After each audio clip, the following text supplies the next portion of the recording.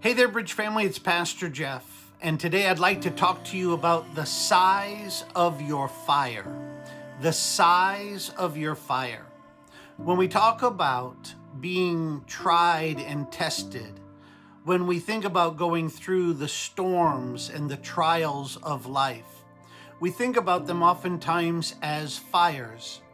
We've learned recently that the Lord will test his children, and that we'll all be both purified and refined through life's fires. We've seen rejoicing fires, we've seen refining fires, and we've seen revealing fires in 1 Peter chapter 1. And I want to encourage you to not take fire for granted. Even a small fire has the potential to do tremendous things, both for good and for evil. I want you to think about the power of a single flame.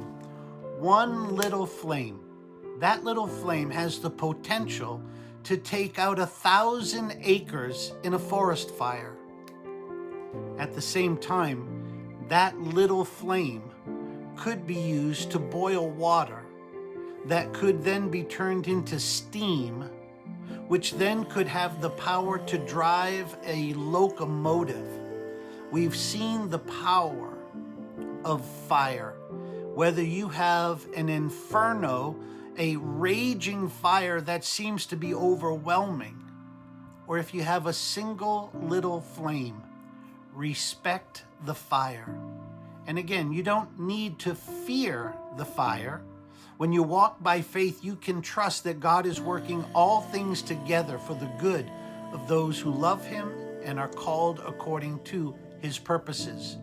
The key is to have a biblical perspective when it comes to the fires, the trials, and the storms in our lives, to never stop rejoicing, even when we're going through the difficulties. To recognize that God may be doing something with this fire, this flame in your life today, that may be designed to burn off the chaff and that which needs to be purified out of your life. Or the Lord may be using this fire to develop the steam in your life that will be used to empower something that you don't yet see, but that God is building and doing in your life. In either case, don't underestimate the fire and the flame, and don't stop walking by faith, no matter what. Amen and amen.